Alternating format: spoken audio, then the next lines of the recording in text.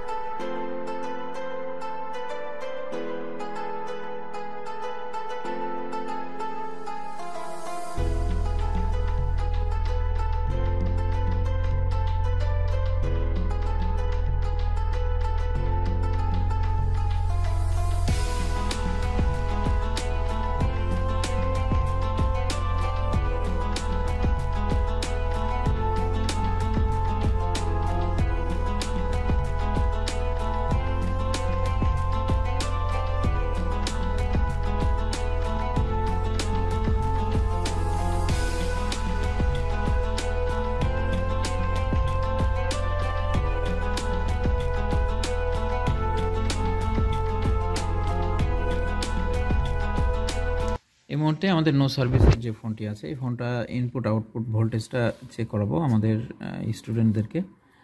আর আমাদের নো সার্ভিসের ক্ষেত্রে আমাদের যেসব থিওরি আছে সে বিষয়গুলো আমি জানতে চাচ্ছি ফাহিমের কাছে। ফাহিম কেমন আছো? জি আলহামদুলিল্লাহ, ভালো আছেন? আছি আলহামদুলিল্লাহ, শুকরিয়া।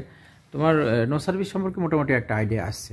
জি স্যার। বেশ কিছু কাজ প্র্যাকটিক্যালি করেছি এবং তোমাকে দেখানো হয়েছে। জি স্যার। তো এখন যে আমাদের J210 এর নো সার্ভিসটা আছে এই সমস্যার জন্য প্রাথমিকভাবে কি কি চেকিং ছিল সে বিষয়টি মনে আছে কি? জি স্যার, প্রথমে স্যার আমরা ডায়ালে গিয়ে দেখবো স্যার সিপি ভার্সন আছে কিনা, তাই ওইটা আমরা চেক করতে হবে *#1234#। আচ্ছা, সিপি ভার্সন যদি সমস্যা থাকে তাহলে তুমি ওটা সমাধান করতে পারছো কোথা থেকে প্রবলেম আছে না আছে। এরপরে আমরা যেহেতু নো সার্ভিস ইনপুট আউটপুটটা চেক করতে পারবা কিনা তুমি? জি ইনশাল্লাহ পারব। তো ইনপুট আউটপুট এই মুহূর্তে আমাদের ফাহিম চেক করে দেখাবে আমাদেরকে ডিসি ভোল্টের মাধ্যমে। ফাহিম চেক করবে, তার আগে আমরা একটু এক্সপ্লেন করি। আমাদের সামনে ডায়াগ্রাম রয়েছে দেখতে পাচ্ছি। মাদারবোর্ডের দুইটা সাইড থাকে না, একটা টপ একটা বটম, তাই না? জি স্যার। আচ্ছা, আমাদের এখানে আমরা দেখতে পাচ্ছি যে RFIC, ঠিক আছে। এখানে আমাদের 3G 4G PA আছে আর এটা হচ্ছে আমাদের PA। তো এখান থেকে আমরা প্রথমে যে ভোল্টেজটা পাবো ইনপুট ভোল্টেজে এখানে ক্যাপাসিটর যেটা আমরা দেখতে পাচ্ছি এই C1873, এই ক্যাপাসিটরে আমাদের ইনপুট ভোল্টেজ থাকবে কত? 1.8। আচ্ছা, এটা আসবে কোথা থেকে স্যার? PMIC থেকে। হ্যাঁ, PMIC থেকে। যদি আমাদের এই ভোল্টেজ ইনপুট ভোল্টেজটা কখনো দেখি যে আমাদের এখানে ড্রপিং অথবা ভোল্টেজটা আসছে না, সেক্ষেত্রে আমরা কি করতে পারি? স্যার PMIC রিহট করতে পারি, তারপরে যদি না হয় তাহলে আমরা চেঞ্জ করতে পারি। আচ্ছা, এই ক্ষেত্রে আমাদের যে ওএসএ যে কম্পোনেন্টগুলো আছে ক্যাপাসিটর আছে সেখান থেকে প্রবলেম আসতে পারে। অবশ্যই স্যার, অবশ্যই আসতে পারে। গুড। এরপরে আমরা আরও একটা ভোল্টেজ আমরা পাবো যে ভোল্টেজটা আমাদের RFIC থেকে সরাসরি আমাদের এই পিএতে আমাদের ট্রান্সফার হবে, যেটা 3G 4G PA আছে সেখানে ট্রান্সফার হবে। এটা হচ্ছে 1.8 ভোল্ট, যেখানে আমরা এই ক্যাপাসিটার মাধ্যমে আমরা ইনপুট করতে পারবো ভোল্টেজটা। তো এখানে আমরা 1.8 ভোল্টেজ পাবো আর এখানে আমরা এই চারটা ক্যাপাসিটারের সঙ্গে আউটপুট RF থেকে আউটপুট ভোল্টেজটা পাবো, ঠিক আছে না? তাহলে এই ভোল্টেজটা আমাকে চেক করে দাও। এবং আরেকটা জিনিস মাথায় রাখতে হবে যে এই ভোল্টেজটা আমাদের ইনপুট আউটপুট ঠিক থাকার পরেও কিন্তু নো সার্ভিস হতে পারে, কারণ একটা আইসিতে ভোল্টেজ ইনপুট আউটপুটই সব কিছু নয়, বরং ভিতরে কার্যক্ষমতাও তো হারিয়ে যেতে পারে। তো ভোল্টেজ ঠিক থাকার পরে অনেক সময় কার্যকারিতা নাও থাকতে পারে। সেক্ষেত্রে আমরা জাস্ট আইসি রিহটও করতে পারি বা চেঞ্জের জন্য চিন্তা ভাবনা করতে পারি। তো আমরা এখানে ইনপুট ভোল্টেজ আউটপুট ভোল্টেজটা আমাদেরকে একটু চেক করে দেখাবে ফাহিম। আচ্ছা, ইনপুট আউটপুট, হ্যাঁ, হট টেস্টের জন্য কি করতে হবে? ফোনটা চালু রাখতে হবে না? জি স্যার, চালু রাখতে হবে। চালু রাখা আছে? জি স্যার, চালু রাখা আছে। চালু রাখা আছে, আমরা এখানে রিডিং দেখতে পাচ্ছি। ওকে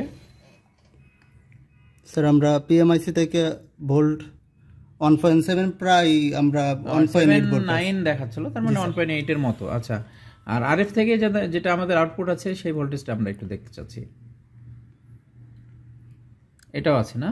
জি স্যার, এটাও ঠিক আছে। এখানে 4টা ক্যাপাসিটর, 4টা ক্যাপাসিটর আমরা আবার পিএতে ঢোকার সময় কিন্তু আর একটা ক্যাপাসিটর আমরা এখানে ইনপুট পাবো। সেটা হচ্ছে যে এখানে এই যে ওই পারের ক্যাপাসিটরটা, ওই পারেরটা আছে, আমাদের ভোল্টেজ আছে। জি স্যার, ভোল্টেজ 1.79। তার মানে আমাদের যেহেতু ভোল্টেজ আছে ইনপুট আউটপুট, এখন আমরা চেক করে দেখতে পারি যে আমাদের পিএমআইসি তো ওকে, আবার আরএফআইসি থেকেও আমাদের আউটপুটটা আছে। তাহলে আমাদের নো সার্ভিসটা হওয়ার কারণ হচ্ছে যে আরএফআইসির ভিতরে আদার্স ফাংশনগুলো হয়তো কাজ করছে না। ঠিক আছে, তো সেক্ষেত্রে আমরা রিহট অথবা চেঞ্জ করেও দেখতে পারি। আর যদি আমাদের এখানে ইনপুট আউটপুট ভোল্টেজের প্রবলেম থাকে, সেক্ষেত্রে আমরা ইনপুট ভোল্টেজ প্রবলেম থাকলে ভোল্টেজের ওয়েজ অথবা পিএমআইসিতে কাজ করতে পারি। তো পিএমআইসি থেকে নো সার্ভিস প্রচুর আমরা ঠিক করেছি।